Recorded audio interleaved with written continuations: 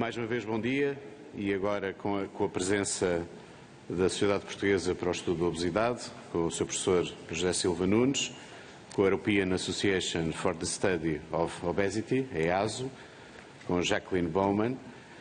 Agradeço a vossa presença, bem como ao Dr. Gonçalo Boavida que os acompanha.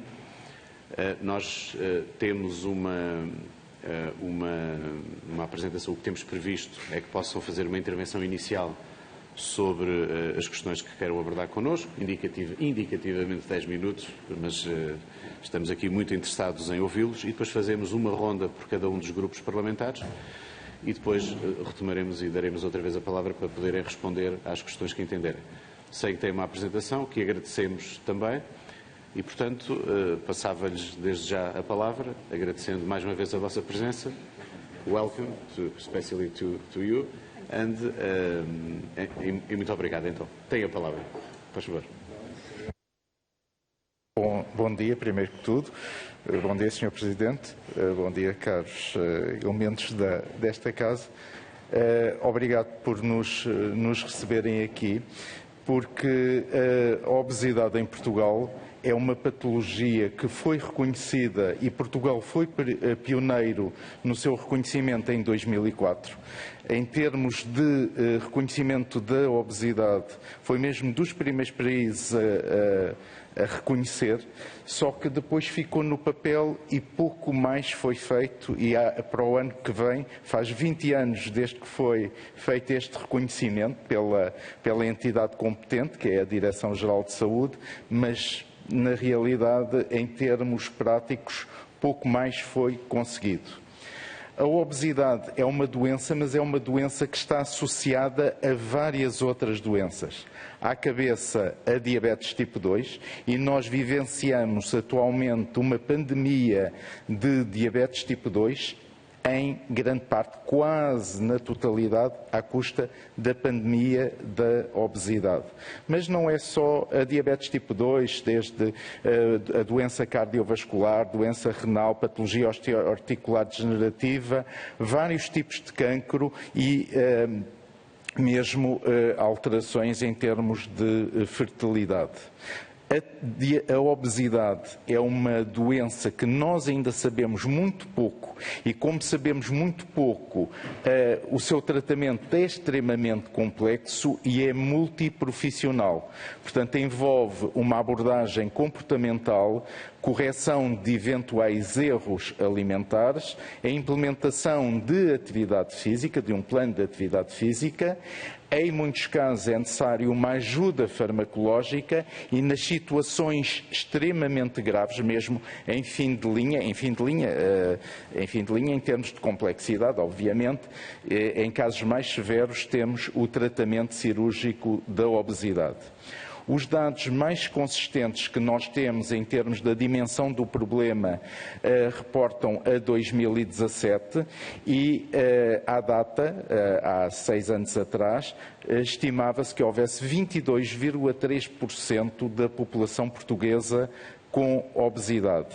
Mas, em termos das estruturas internacionais, e isto são estimativas, obviamente, mas para 2030 estima-se que na população adulta, portanto, haja cerca de 2.300.000 portugueses adultos com obesidade, ou seja, apesar do que possa estar a ser feito em termos de prevenção, e que está a ser feito, mas realmente o que está a ser feito limita-se só à prevenção, e só se está a trabalhar na realidade nos extremos, na prevenção, antes da doença aparecer, e depois no fim de linha, quando temos casos extremamente raros.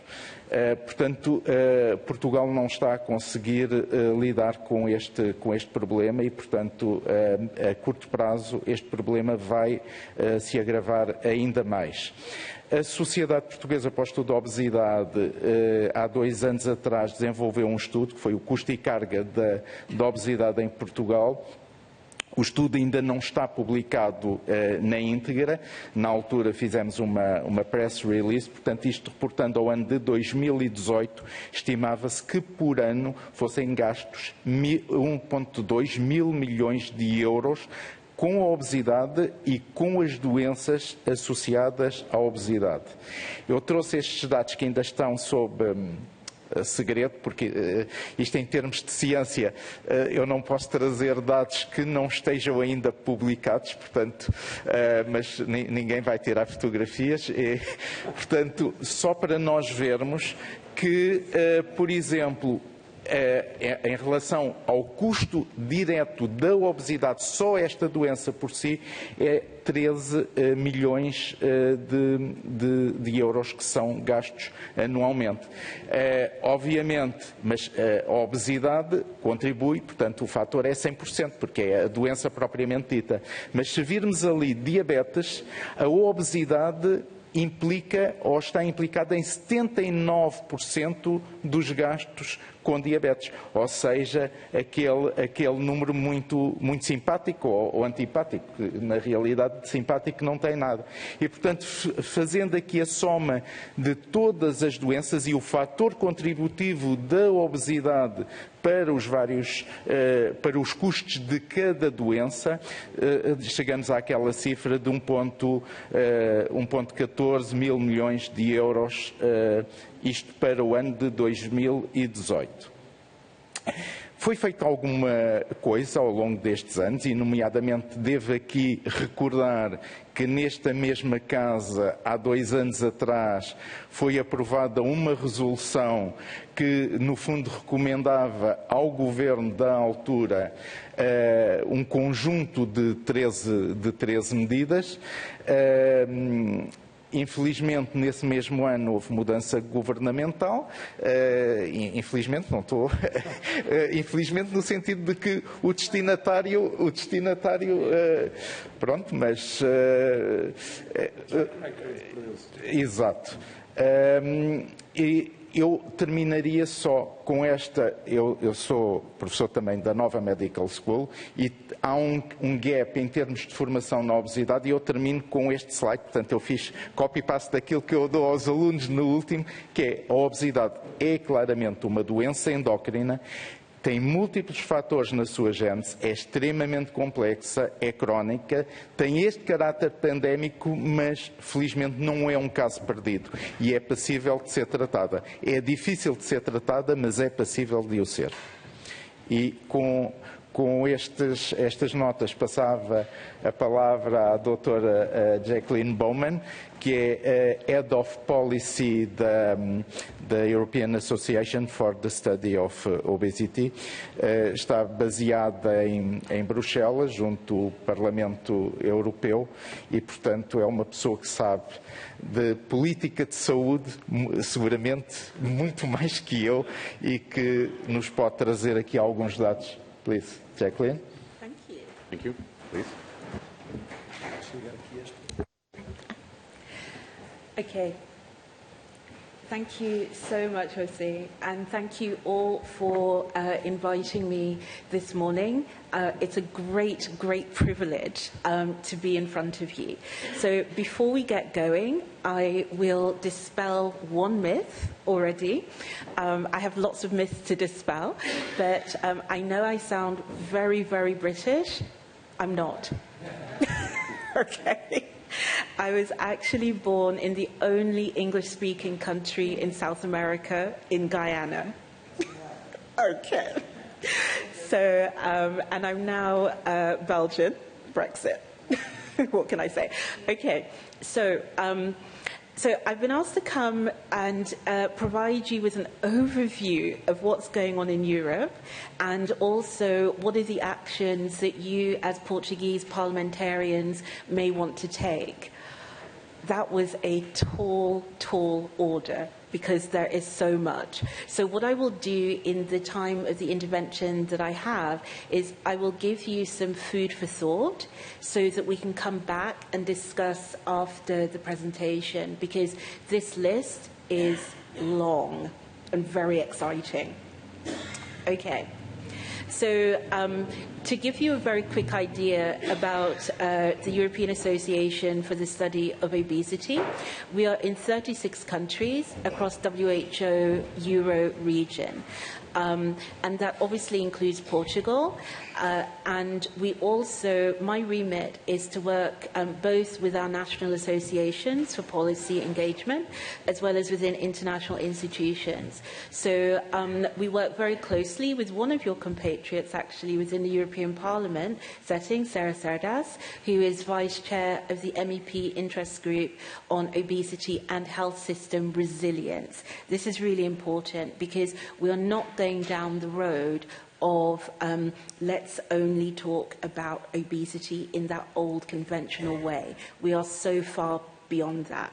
So a couple of definitions so that we're all on the same page. My colleague José talked a lot about the situation in Portugal, gave some big numbers. Actually, that's what we've seen as the biggest gap in terms of the war chest of parliamentarians and public administrations in general. How do we pay for this? We see the numbers going up. Well, I will have some good news for you. So when we think about costs, I want you to think about it in terms of direct to the health system, direct and indirect costs, so employers, employees. In our work, we have not taken out of pocket, so the costs that you and I as regular people pay when we go into the health system. Inaction refers to the failure to implement obesity within the non-communicable diseases framework, and NCD policy framework is what's also known as the chronic care continuum. So we are in the world of early diagnosis, screening, acute treatment and long-term management of obesity. And all of you will know, because I saw Portugal getting very into this during COVID, when we talk about resilience being those four main pillars. Definition of obesity. Hopefully this is a reminder. According to WHO, ICD-11, obesity is defined as abnormal and/or excessive accumulation of fat that may impair health. What that means is that it's not about weight, it's about malfunctioning of your largest organ in your body. Now, what we have done, to get back to the numbers, is actually developed a model which looks at the list of costs and indirect costs that I mentioned, to look at what is it actually costing different states, and we have a whole economic simulation, which we haven't run as yet for Portugal, but as you can see, we've done for Spain. And just with obesity costs across the board, we can say there's an average excess of 45,831 euros per person per year. And that is not even counting all of the acute events which happen. So they break their legs, they have an asthma attack, whatever it happens to be. It's really important. Some more background on Spain. Notably, Spain is behind Portugal.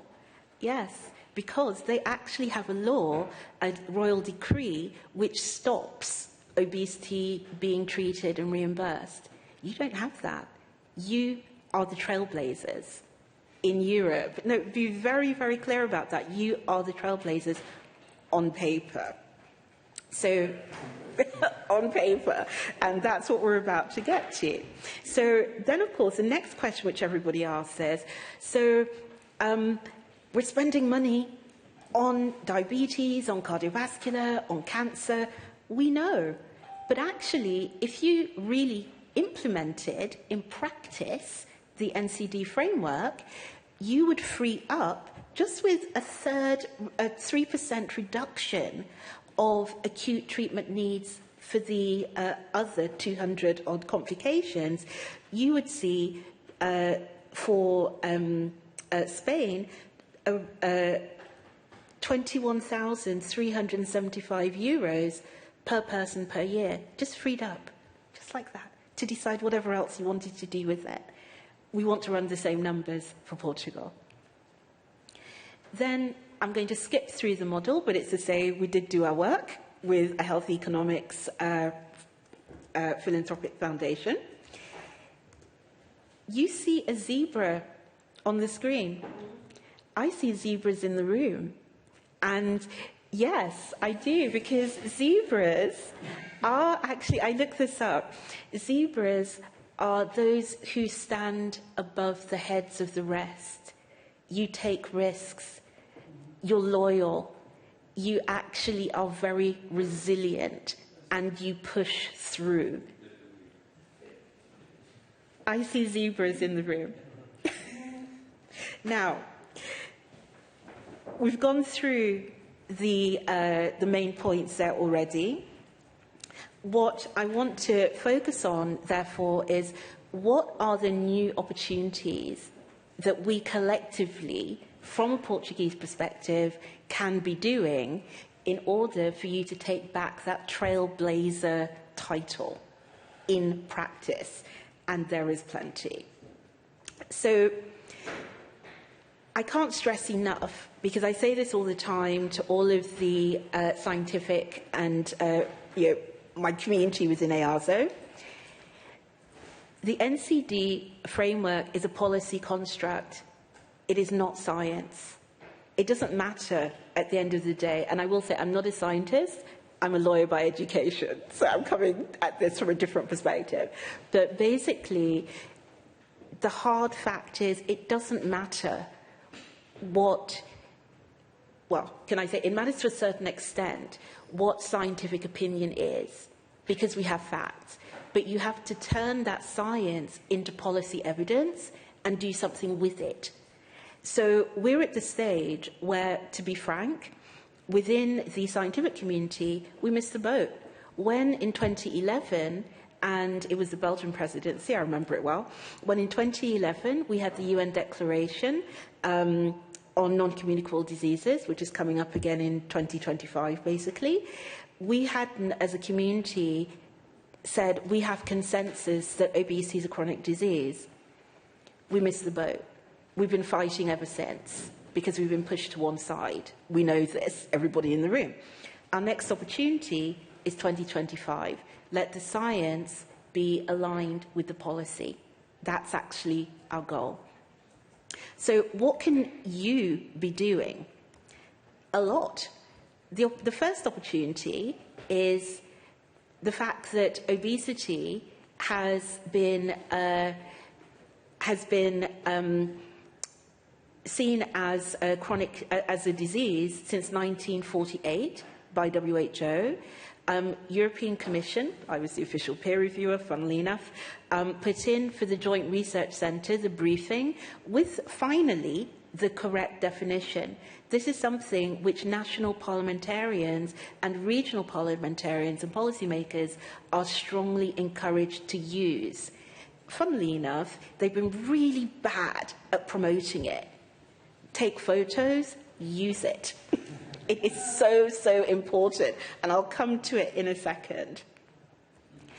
It allows us to go beyond BMI, basically. It allows us to say, it doesn't matter what size you are. This is not an issue of size. It's a biology issue.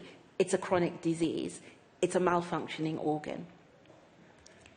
Then, at EU level, we have various, I would say, overarching topics. You know, I call it conversation of the day, but these go on for months and months. So the overarching topic that we have at the moment is childhood obesity, which, you know, I know Portugal does a lot with WHO on COSI and all of these sorts of things. Well, the childhood obesity strategy, the EU strategy ran out in 2020. Off the record, no need to take notes on this, it wasn't very good. Let me just say, it basically only looked at best at prevention. It never looked at the increasing amounts of children who are actually developing. It didn't look at pre-generational, what happens to parents where one or the other is living with obesity when they have the child. So, you know, there's so many things that could be discussed. So childhood obesity strategy is coming up for evaluation. You can interact with that entire process in asking the right questions when we come to do all of that. The second element is, which I understand is hot off the press for some people, but the Spanish presidency, EU presidency, has put childhood obesity as one of its priorities. You can ask for hearings within the European Parliament as a national parliament, asking the right questions for all of this. Within a new, like you have this new committee, you can ask for it within the Sant committee as well. You can also ask within the public health advisory group, which is run by DG Sante within the European Commission, for obesity to be prioritised beyond prevention, which takes us on to the NCD agenda, because you can also be asking for a roadmap in its own right under the Healthier Together programme. I will send you the slides afterwards with instructions. But it's all there. Then the final element is, of course, we've got the EU elections coming up as well. So what that means is manifestos. We have a list. We'll be very, very happy to share with you and all of the other Portuguese MPs and MEPs so that it makes sense. Based on, I have to say, the resolution was good. It was a really good piece of work from a policy perspective. Use it, build on it. It doesn't matter that it came from a previous mandate. We all know we're in politics, copy-paste, use it. So, then we get on to cows. So cows are actually very wise creatures and very dependable. And I found this photo and I really loved it. And I see a cow looking to the end of their tunnel. So there is light at the end of our tunnel. I've talked about Healthier Together. Now, what you may not be aware of is something called mirror groups. So for every major EU policy, member states either set up some kind of agency, which you can ask for, by the way, in order to show how we're going to implement a particular big topic, big policy dossier at national level and feed back in to what's going on at EU level. In Belgium, we're really good at that. Actually, we have just, via the National Parliament, instigated the Health Data Agency. There are a few of them around Europe. If you haven't got one, ask for one.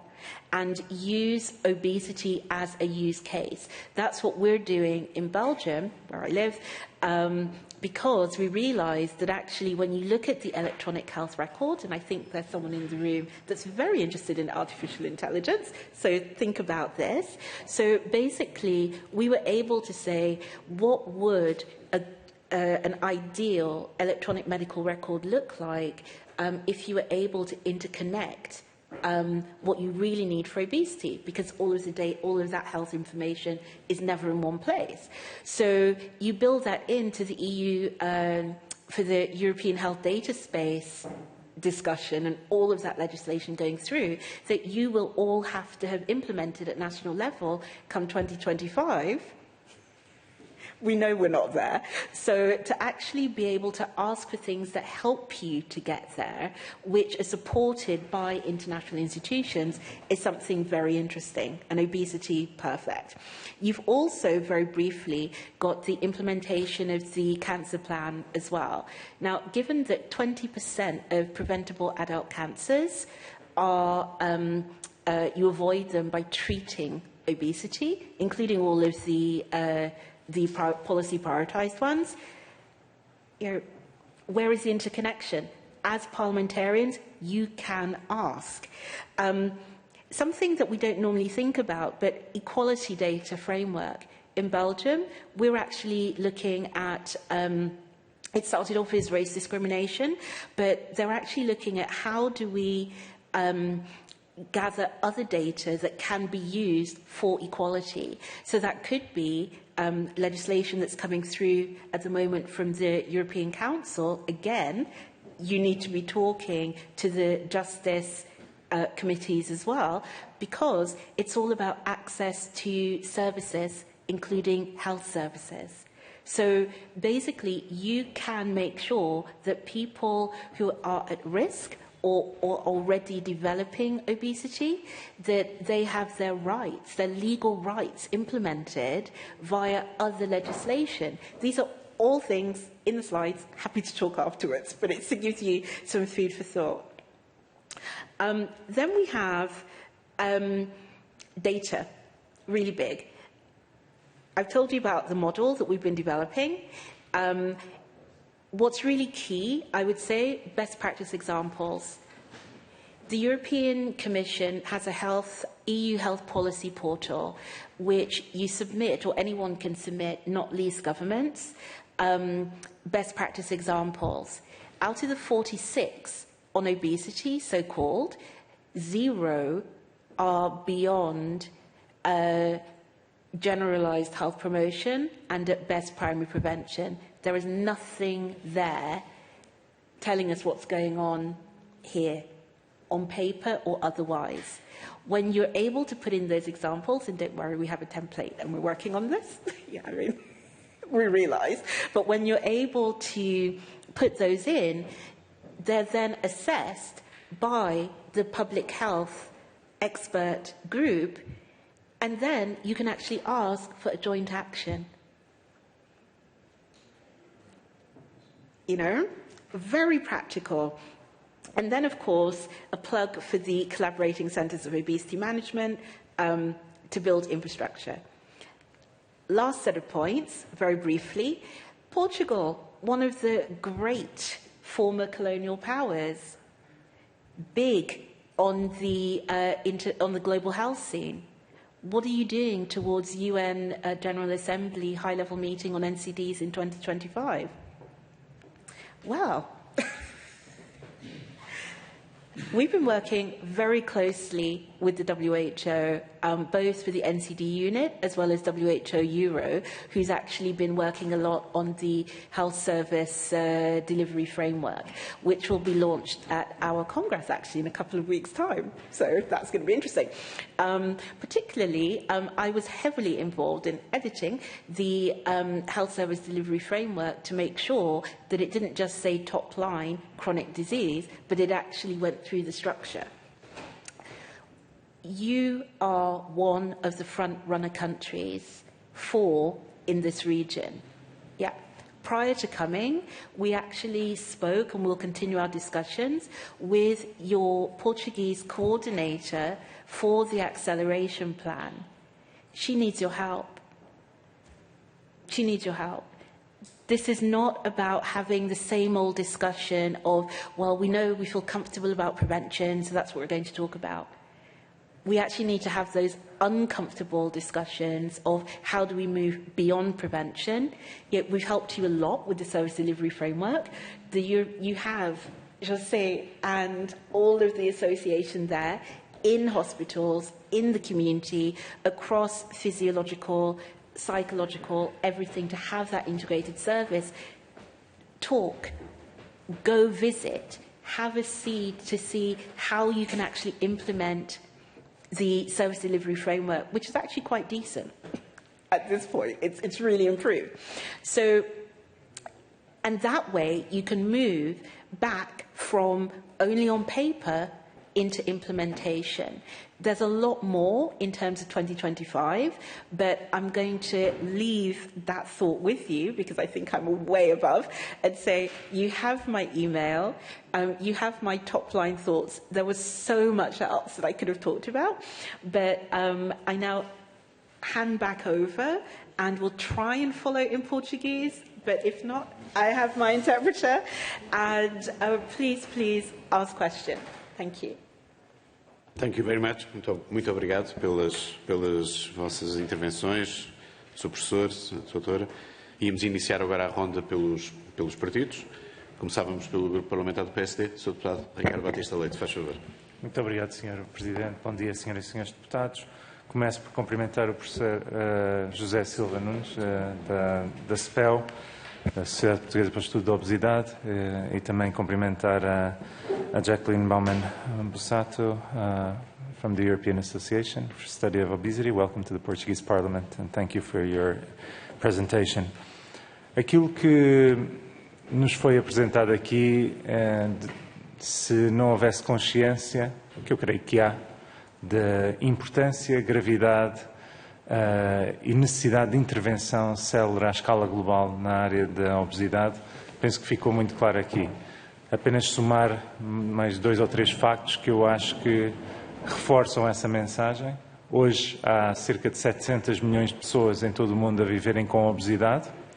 Se nada for feito, esse número até 2030 vai subir para mais de 1.000 milhões de pessoas a viver com obesidade. E em Portugal, como em qualquer país ocidental, esses números estão a subir a um ritmo alucinante. E se nós viajarmos para determinadas geografias do mundo, particularmente para os Estados Unidos, percebemos que, de facto, o efeito pandémico que foi aqui mencionado é uma realidade e que exige uma intervenção célere, até pelos impactos que foram aqui falados, as doenças metabólicas como a diabetes. Mas nós estamos muito preocupados nos nossos sistemas de saúde, como, por exemplo, as doenças oncológicas. A obesidade é a segunda causa de cancro a seguir ao tabaco. E nós somos tão firmes nas políticas contra o tabaco e quanto à obesidade há uma certa complacência ainda do ponto de vista das políticas públicas. E se esses argumentos não fossem suficientes, o impacto económico que foi aqui apresentado, mas que à escala global pode representar uma redução de cerca de 3% do produto interno bruto. Só até 2030 e com tendência a crescer cada vez mais. E, portanto, é urgente intervir e é preciso intervir com base na ciência. E por isso agradeço as 2 associações, porque esta Comissão de Saúde Global pretende, de facto, olhar para os melhores exemplos internacionais e para as maiores recomendações das organizações internacionais. Portugal, o governo liderado pelo PSD, de facto, deu um passo importante, eu creio, depois de 2004 se ter reconhecido a doença. Em 2015, com a norma de orientação clínica para a gestão integrada da obesidade em Portugal, foi um passo numa visão mais integradora de cuidados de saúde. Mas sou o primeiro a reconhecer, como todos nós, como disse, há uma grande diferença entre aquilo que está no papel e aquilo que está na ação. E é na ação que nós temos que estar focados. E a verdade é que ao ritmo que estamos, quando olhamos para os objetivos definidos pelos Estados-membros da Organização Mundial de Saúde, e, portanto, e que Portugal é signatária, naturalmente, o objetivo de reduzir em 25% da mortalidade prematura por doenças não transmissíveis e de não aumento da prevalência da obesidade e diabetes até 2025, eu diria que não vai ser atingido, objetivamente, e, portanto, vamos falhar como país e como Estados-membros de uma organização multilateral. E nós temos um Serviço Nacional de Saúde que hoje cobre 60%, 70% da população em termos práticos e que poderia ter uma intervenção aqui vital, até porque sabemos que a pobreza e a obesidade estão de mãos dadas e há aqui uma intervenção que o Serviço Nacional de Saúde tem que ter. De facto, ver que 79% das despesas só com a diabetes estão relacionadas com a obesidade deveriam ser suficientes também para agir.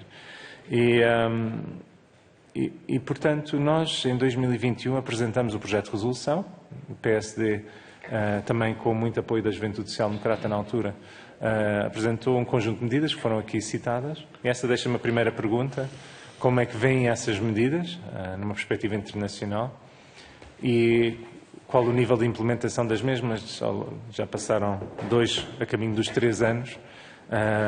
Mudou o governo, mas manteve-se o primeiro-ministro e grande parte das equipas.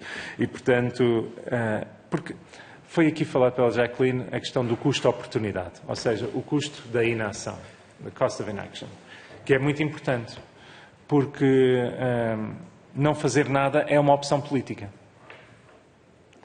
Não fazer nada tem impacto na vida das pessoas.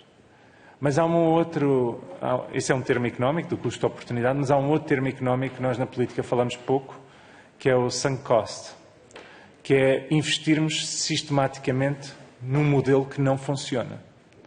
E a verdade é que nós não medimos os resultados em saúde e, portanto, a criação de uma agência de dados em saúde, eu creio que tem uma importância vital, porque sem medir resultados em saúde nós não sabemos o impacto das políticas públicas de saúde e depois não podemos criar modelos de financiamento e incentivos financeiros para esses mesmos resultados em saúde. E, portanto, creio que essa é uma proposta que também sai daqui particularmente relevante.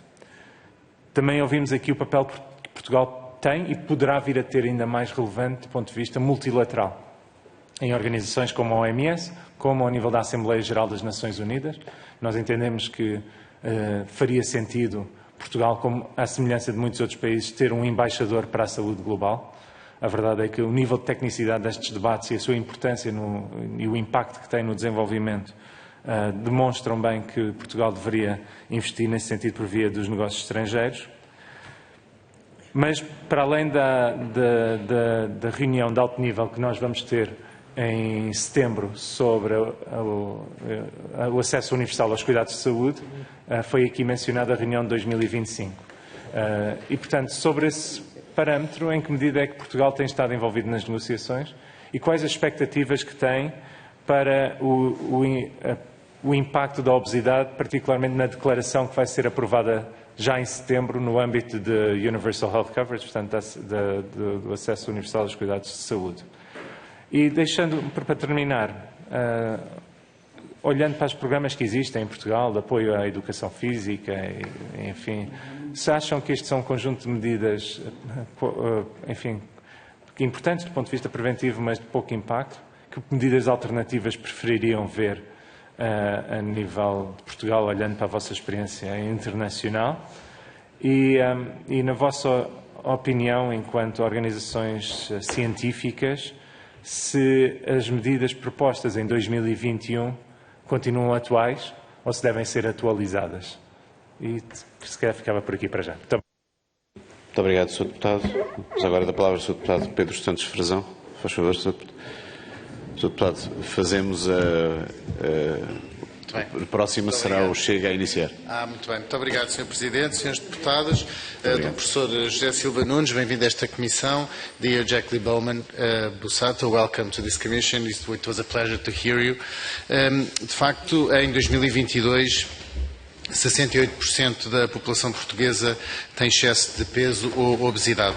Esta prevalência tem uma fatura para Portugal, o último estudo, como referiu o Sr. Professor, de 1,14 mil milhões de euros para 2018. Isto é cerca de 0,6% do produto interno bruto e 6% do total de gastos de saúde no país.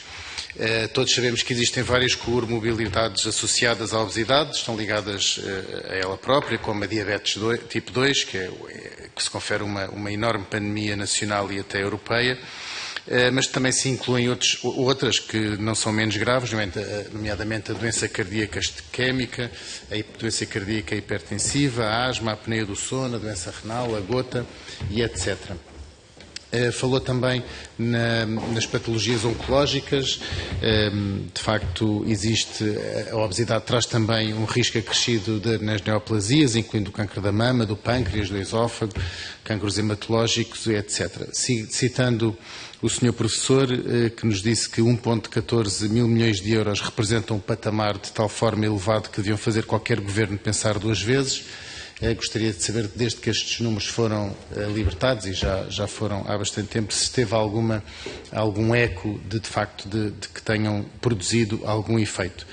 Porque, de facto, foram informalmente. O momento da despesa reporta a custos diretos para o Sistema Nacional de Saúde, para o Serviço Nacional de Saúde e para o próprio Sistema Nacional de Saúde, sendo que 130 milhões de euros correspondem a custos gerados em internamento, 485 milhões de euros em despesas em ambulatório e 533 milhões de euros na fatura dos tratamentos farmacológicos. São quantias que não são despiciendas e têm que ser atalhadas rapidamente, e citando também a doutora Margarida Borja, coordenadora do estudo da obesidade da SPO, que disse que é uma verba absolutamente astronómica que daria para pagar o funcionamento durante um ano dos principais hospitais do país, ou seja, Santa Maria, São João ou o Centro Hospitalar Universitário de Coimbra. Esta citação já foi feita há bastante tempo e foi largamente difundida na comunicação social. Portanto, gostaria de saber se teve algum eco na esfera governativa. O relatório sobre o sistema de saúde português, de responsabilidade da OCDE e do European Observatory on Health Systems and Policies, em coordenação com a Comissão Europeia, decorreu em grande medida dos dados apresentados do Health at a Glance 2021 e trouxe-nos, em relação a Portugal, mostrou-nos que temos uma capacidade para atingir os objetivos do sistema de saúde. Neste parâmetro, Portugal ficou classificado apenas na 32ª posição, para o nível de estado de saúde da população na 29ª posição, para a capacidade de resposta de saúde na 38ª posição, na justiça contributiva entre a 58ª e 60ª posição e, ao nível da despesa per capita, Portugal é classificado na 28ª posição. Gostava que, face aos valores que indicou na sua apresentação inicial e aqueles que eu também arvorei, e este ranking relativamente ao posicionamento que nos coloca a OCDE, como é que nós podemos compaginar gastarmos tanto dinheiro e ficarmos tão mal classificados?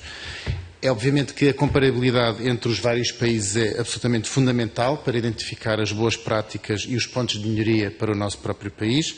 Penso que esse será também um dos objetivos desta Comissão de Saúde Global e, portanto, avaliar o sistema de saúde é um exercício para nós particularmente relevante, tanto para nós, legisladores, como para os profissionais de saúde, para os académicos, como o Sr. Professor, para os decisores internacionais, como a Sra. Jacqueline, e para todos os governantes. Neste contexto, gostaria de destacar 3 áreas que, a nosso ver, deveriam ser priorizadas ao sistema de saúde português. Os fatores de risco de saúde, e aí está, obviamente, a obesidade, a proteção financeira e o acesso a cuidados de saúde. Teria aqui outras considerações, mas passarei já a outras perguntas mais concretas.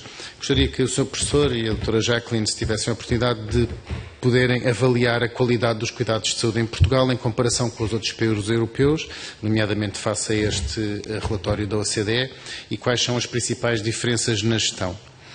Como é que a União Europeia poderia ajudar Portugal a liderar com os desafios atuais decorrentes da prevalência da obesidade também no nosso país? Somos dos países que mais caiu no ranking da felicidade. Qual a sua opinião sobre o efeito desta condição na prevalência da obesidade? Em termos de recursos financeiros, e que apoios existem na União Europeia para Portugal em comparação com os outros países europeus? Quais os programas europeus de saúde que melhor podem ajudar Portugal a agir e a combater a obesidade e as suas consequências, nomeadamente a diabetes, os AVCs, a depressão e entre outras? Na sua opinião, quais são as áreas prioritárias em que o Governo deveria investir em Portugal? E, finalmente, qual a vossa opinião sobre a falta de profissionais de saúde em Portugal, a dificuldade do SNS em fixar jovens médicos e outros técnicos de saúde, como a União Europeia nos poderia ajudar a resolver este problema? Muito obrigado. Muito obrigado, Sr. Deputado. Vamos agora dar a palavra ao Sr. Deputado João Dias, do Grupo Parlamentar do PCP. Faz favor, Sr. Deputado. Muito obrigado, Sr. Presidente, Sr. Presidente, Srs. Deputados. Quero cumprimentar o Professor José Silva Nunes. Obrigado pelos esclarecimentos. Dra. Jacqueline Bowman. Thank you indeed for your explanation. Bem, nós podemos continuar a discutir aqui os dados, mas os dados que são indesmentíveis, nós podemos analisá-los de diversos pontos de vista. Eu gostaria de começar até por aquela que foi a citação que o professor José Silva Nunes deixou, nomeadamente dizendo que a obesidade é uma doença endócrina, multifatorial, complexa e possível de ser tratada. Eu julgo que falta acrescentar ali uma coisa, certamente que nas suas aulas o dirá, possível de ser prevenida. E este é um enfoque muito importante. E arrisco a dizer que, se é muito complexo tratar, arrisco a dizer que talvez seja mais fácil prevenir. E nós sabemos o que é que temos que fazer para prevenir. A questão que coloco desde o início é se está a ser tudo feito em termos da prevenção. E vamos analisar este maior enfoque na prevenção que é necessário. O que é que nós precisamos? De reforço dos cuidados de saúde primários. Garantidamente. E hoje nós estamos confrontados com uma situação em que a nossa população está muito mais carente deste nível de cuidados. esta articulação com o ensino e com as escolas é fundamental. Ela está cada vez mais dificultada, porque os poucos profissionais de saúde que temos nos cuidados de saúde primários estão subcarregados. Portanto, é evidente que nós podemos avaliar as políticas de saúde, as medidas, ao nível individual, ao nível nacional, ao nível mundial. Há fatores que nós podemos trabalhá-los a nível individual, talvez sejam os mais difíceis de todos. São muito difíceis de modificar comportamentos e hábitos e estilos de vida, mas os fatores ambientais nós podemos intervir neles. E era aqui que nós temos a responsabilidade de intervir. Depois, já ainda falando do acesso, naturalmente, à prevenção, mas também existe uma iniquidade no acesso ao tratamento, quer seja o cirúrgico, quer seja o farmacológico. Porque isto é um princípio de vasos comunicantes.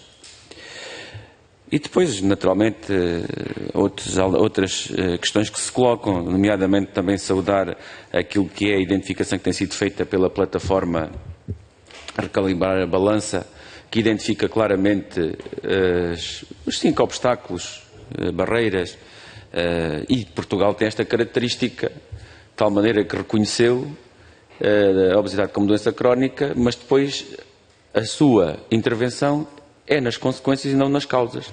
Ora, se não intervirmos nas causas, à partida não estamos a solucionar o problema. Há uma questão que nós devemos continuar a refletir sobre ela e que tem a ver com... Aliás, eu diria, Sr. Professora, que estão reunidas todas as condições para que a obesidade aumente. E se vai aumentar a obesidade, vão aumentar todas as outras doenças, são cerca de 200 patologias.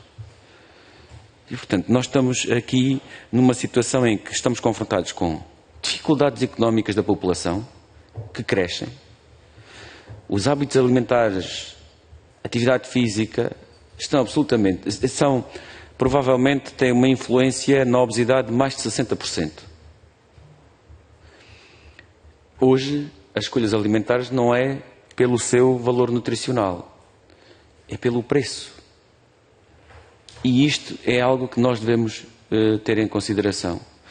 Se nós não estamos neste momento com uma população, e falamos das questões das crianças, já lá irei, mas mesmo nas idades, nomeadamente na terceira idade, dos nossos idosos, que também estão sujeitos a uma situação de obesidade e não podemos esquecer a intervenção a esse nível. Depois, as questões que têm a ver com mesmo o acesso aos tratamentos. Existe um aumento das listas de espera. Mas eu ainda me preocupa uma outra coisa, que é o aumento daqueles que nem sequer estão nas listas. Isto ainda é mais preocupante. Gente com critérios para poder estar na lista para uma consulta de especialidade, que pode fazer um tratamento nutricional, psicológico, vários outros tratamentos opcionais antes de cirúrgicos ou outros, e que depois, e digo-lhe outra coisa muito preocupante, nós assistimos com muita facilidade a colocar pessoas contra pessoas, e assistimos isto quando foi agora do caso do Olmezepic, em que em Portugal, não tendo nós, no índice farmacológico, um subgrupo para a medicação da obesidade, nós assistimos a que, por questões económicas, seja elas da indústria farmacêutica, seja elas nacionais, em que se acha que um tratamento que é eficaz, que estamos a colocá-lo em causa só porque se coloca pessoas contra pessoas. Naturalmente, o acesso à terapêutica inovadora deve ser promovida no nosso país. E temos condições para o fazer. Muito rapidamente, que já estou a ultrapassar o meu tempo, quero dizer o seguinte. As questões dos rendimentos baixos para nós é uma situação, e a pobreza, como já aqui foi dito, é uma condicionante para a obesidade. Então vamos combater a pobreza. É logo por aqui que começamos. Qual é a dimensão e impacto que tem se nós aumentarmos aquilo que são reformas baixas? A região de onde eu venho, Alentejo, a reforma média é de 300 euros.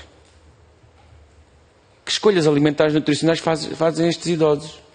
E nas crianças, para terminar, naturalmente que a obesidade infantil enraiza-se.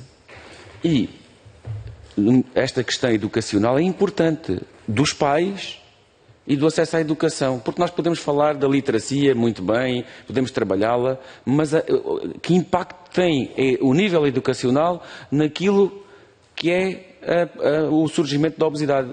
Também o impacto, naturalmente já falei da questão económica, que tem impacto, portanto as classes mais empobrecidas são aquelas que têm maior nível de obesidade, mas também as classes com menos instrução escolar, académica, são as que têm maior prevalência.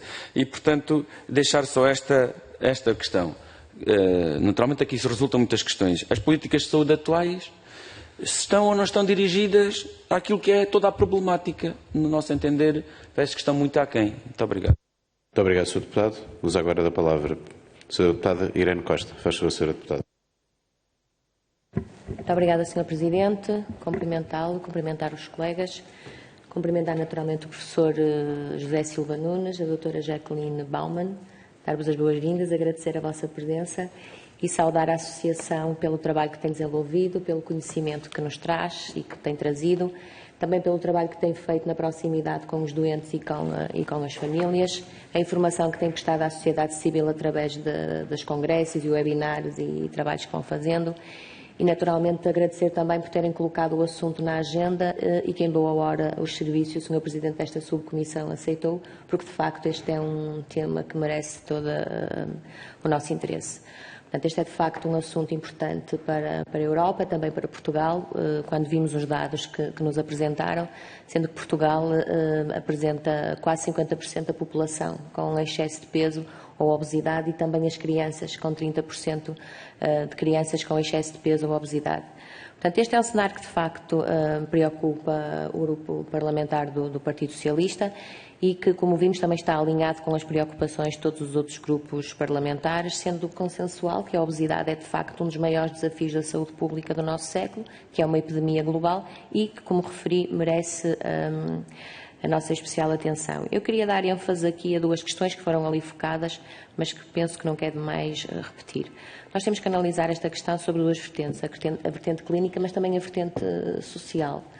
Porque em termos de patologia e pelos contornos que a doença tem, com todas as doenças associadas e designadamente no que respeita às patologias neoplásicas, em que estão associadas mais de 13 patologias neoplásicas à obesidade, faz-nos pensar seriamente no assunto e, de facto, estes dados traduzem-se no aumento dos internamentos, no aumento do consumo de fármacos, das comorbilidades, do absentismo, do aumento da probabilidade de morte prematura, mas também de uma diminuição da qualidade de vida.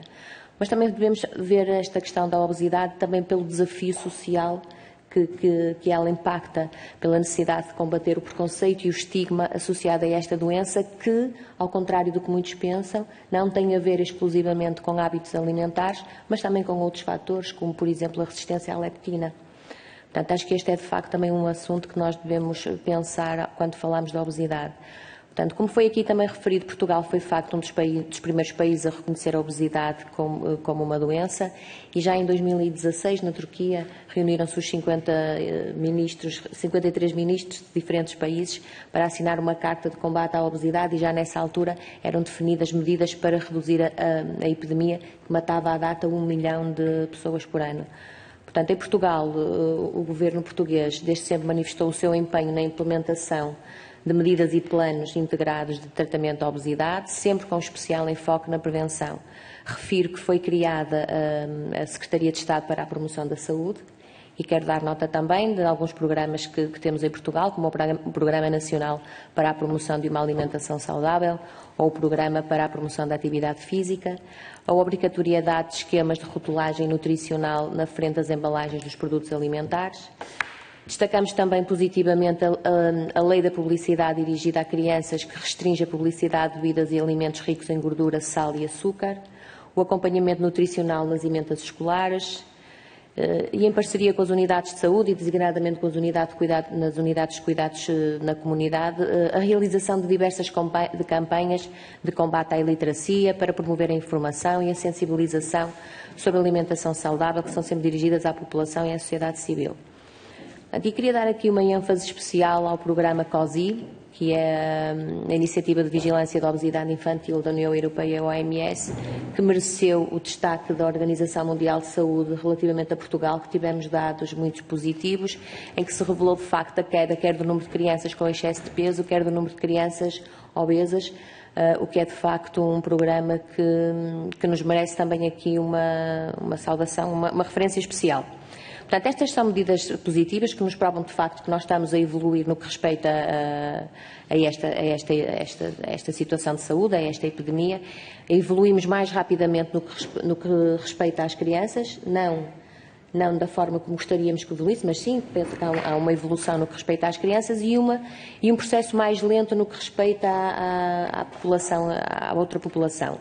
E esta situação conduz-nos, de facto, a uma reflexão. O que é preciso fazer para, de facto, chegarmos à população, para que a população altere os seus hábitos alimentares também, não é? E mesmo no que respeita também ao exercício físico. Portanto, penso que é fundamental envolvermos nestas políticas os decisores políticos, mas envolver também as associações, os doentes, as famílias, a sociedade civil, todos juntos na procura das melhores soluções e estratégias. Portanto, eu quero também fazer alusão à resolução da Assembleia da República 195/2021, que faz todo o sentido do cumprimento das recomendações que aí foram determinadas e que não foram ainda, tendo em conta as particularidades em que temos vivido estes últimos tempos. Portanto, queria também deixar aqui nota de que uma das medidas que foi propostas pelo Livro Branco sobre o problema da saúde ligada à nutrição, ao excesso de peso e à obesidade consiste exatamente na disponibilização de mais informação ao consumidor para que este possa fazer escolhas informadas, quer nos produtos no supermercado, quer mesmo na restauração. E refiro-me aqui aos semáforos nutricionais. Foi uma medida que não foi avançada, penso que seria todo útil avançar e queria perguntar se esta medida foi já implementada em alguns países, se há algum estudo ou alguns dados que nos revelam se efetivamente se foi uma medida positiva. Tendo em conta também que nós agora, quando vamos ao supermercado, começamos a ver cada vez mais refeições já prontas, que não sabemos o valor nutricional e que normalmente os rótulos do valor nutricional até estão em letras muito pequenas que não convida à sua leitura. Portanto, e perguntar também qual é a importância do envolvimento do setor privado na definição destas estratégias e de que forma é que é possível concretizar este envolvimento do setor privado, que penso que seria fundamental na implementação destas medidas. E dar aqui nota também de uma questão que acho fundamental quando refletimos sobre estas questões e dos hábitos alimentares e do envolvimento das populações, que são as questões de proximidade. Como é que nós podemos determinar medidas e fazer política que de facto chegue aos cidadãos? Eu não sei se nos podem dar algum exemplo de países que tenham estas medidas mais de proximidade, que trabalhem com as autarquias, aqui em Portugal autarquias, nos outros países com outros níveis de governação, mas penso que pela proximidade destas estruturas à população, e nós aqui em Portugal até pela delegação de competências junto das unidades da saúde e mesmo das escolas, penso que seria uma estratégia eficaz de chegarmos à população no sentido de propormos respostas que sejam mais eficazes e converter e reverter a prevalência da obesidade. E agradeço mais uma vez a vossa participação e presença. Obrigada. Obrigado, Sra. Deputada. Muito obrigado a todos.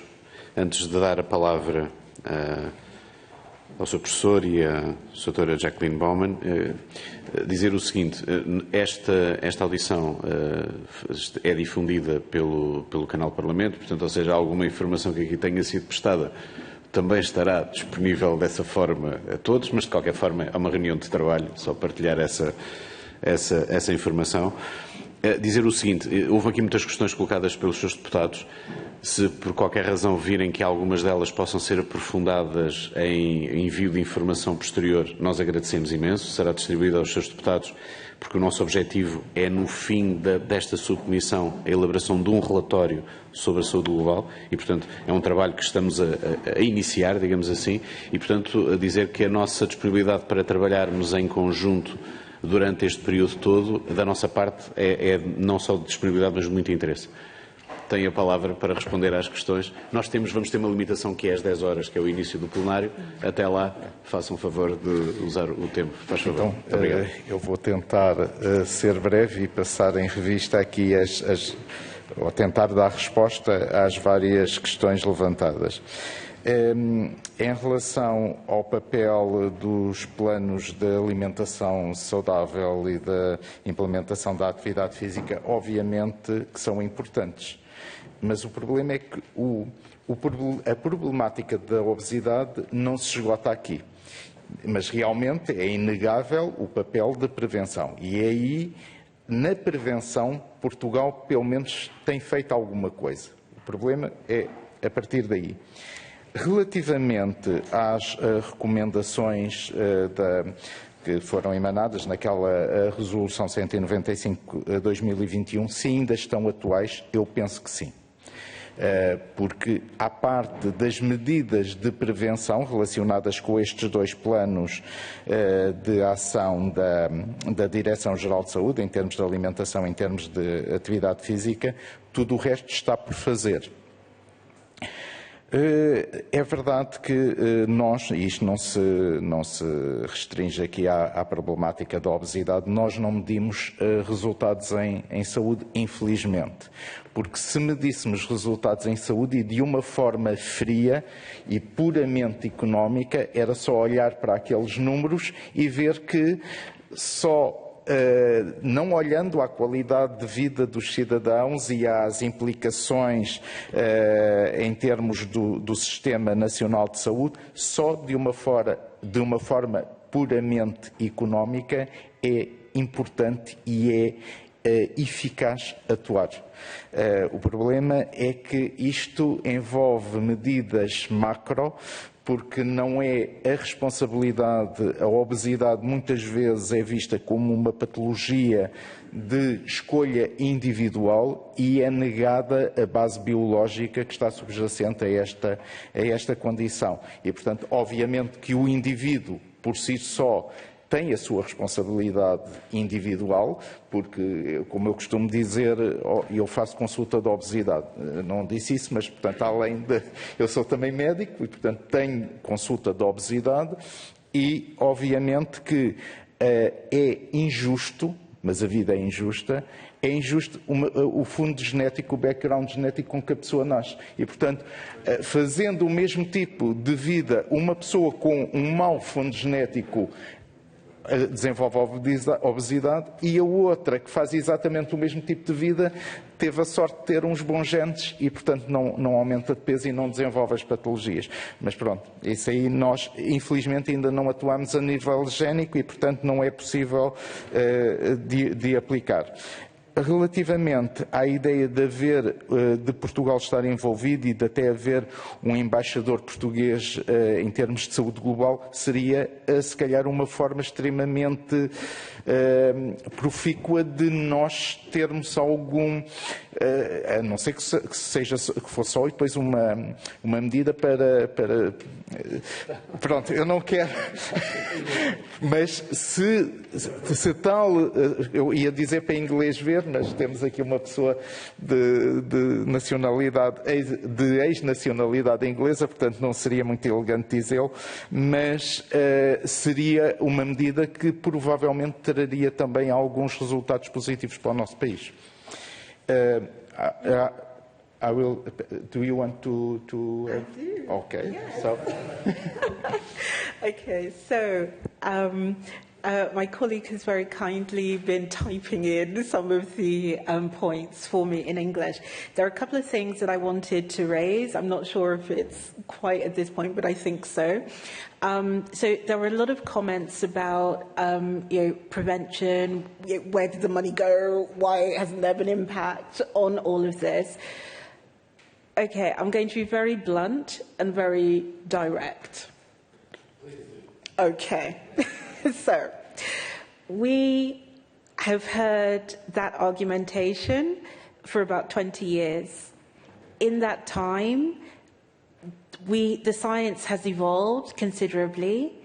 We are not talking about a case of let's prevent in terms of primary prevention. We need to do both because actually 60% of the population is already living with obesity. What that means is that it doesn't matter how much they run, how much they eat less, if they eat smart, their adipose tissue will always malfunction. They may get a flare-up. You might see some signs visible to the naked eye. They can be skinny. Anybody in this room could have malfunctioning adipose tissue. What do you do with that 60%? It's that 60% that are going on to develop 20% of cancers, 80 to 90% of type 2 diabetes, 35% of heart failure, and the list goes on. That's why we're very clear we need to do both. And in order to do both, we actually have to work out what in the system already exists, what works, what doesn't. It's like when you decide that you're going to do a renovation on your house, you don't just go into one room and say, let me change the table. No, you get in an architect. And even if it takes you years because of finances, you already have your architectural plan. This is where we are for this. That was the first thing. The second thing that I wanted to raise was Nutri-Score, because a couple of you mentioned that. I actually just received this morning, so I haven't read the whole thing as yet, but there's about to be published in about 2 weeks' time a massive scientific lobby saying why the EU should be following Nutri-Score. It's been a big debate within the European Parliament. You know, it has brand recognition. From personal as well as professional experience, Nutri-Score or any of these labelling schemes is great if, and a very big if, there is the education around it to understand what these mean. So I've been in a situation where we had the type 1 diabetes young people in the room pre-COVID, and they were saying, we really love Nutri-Score, even back then, but because we don't understand what we actually need in terms of micro and macronutrients for our type 1 diabetes, it doesn't make sense.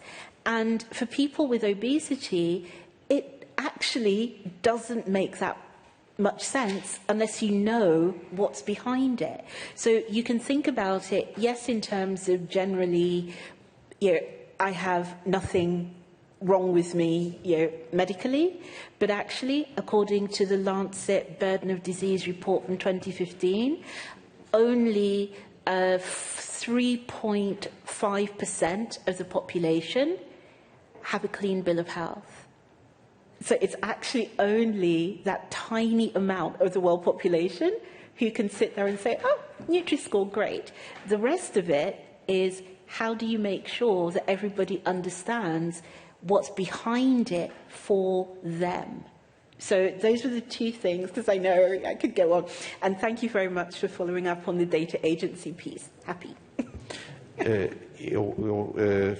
Sou novo aqui, portanto, pensei que era para dar resposta a cada grupo parlamentar e, portanto, como já vi que estamos quase em cima das 10, eu ia só salientar aqui alguns aspectos, que é, relativamente ao Sr. Deputado Pedro Frazão, relativamente aos ecos da publicação, eu tenho tido algum efeito de pressão junto à doutora Margarida Borges, no sentido de que estes dados já foram apresentados há 2 anos, mas enquanto não são publicados não podemos argumentar e, portanto, é verdade que fizemos sair aquela press release, portanto, para a comunidade, para a sociedade em geral, os dados são conhecidos, mas o facto é que, se tivermos isso num papel científico, pode ser utilizado de uma forma mais incisiva.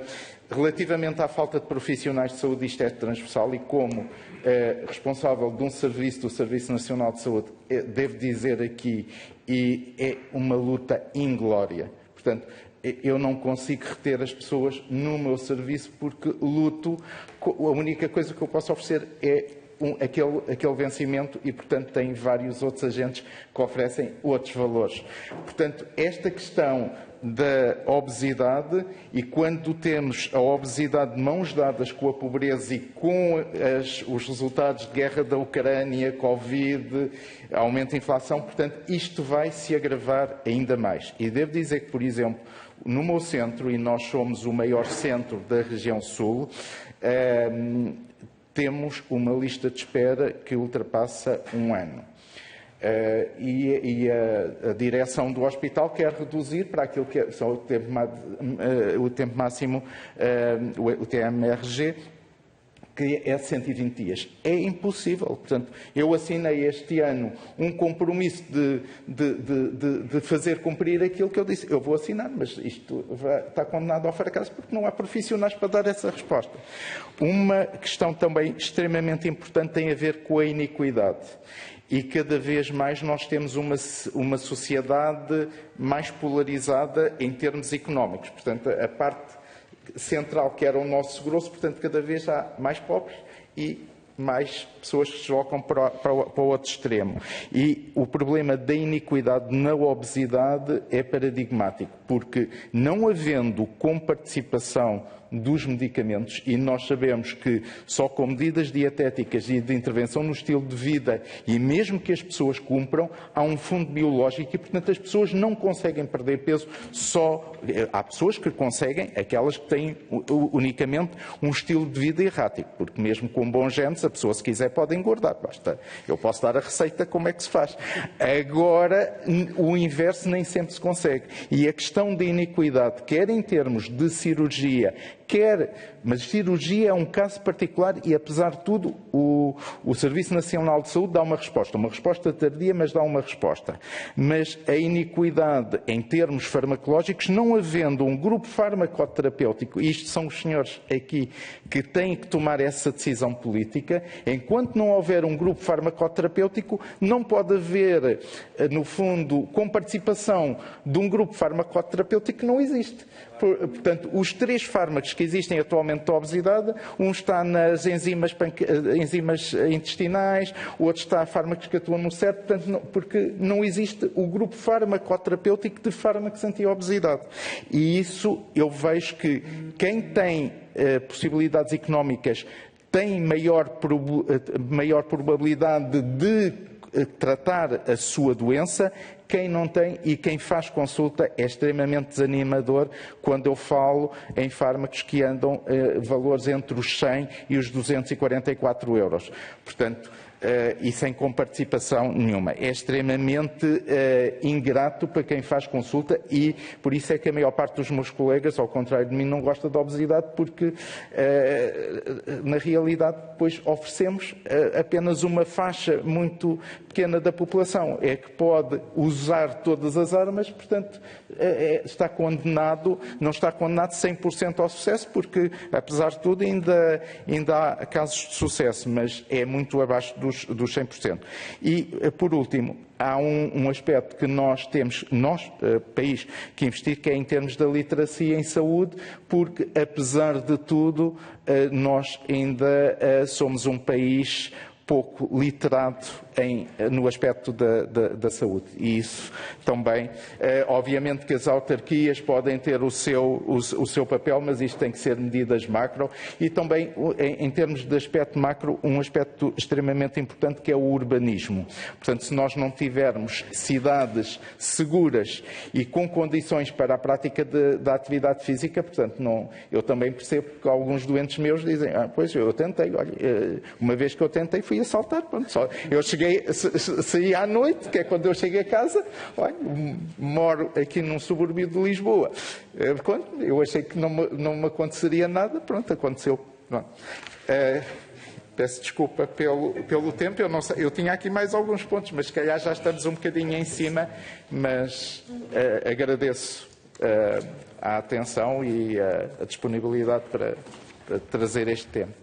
Nós é que agradecemos, é um gosto, foi um gosto esta reunião.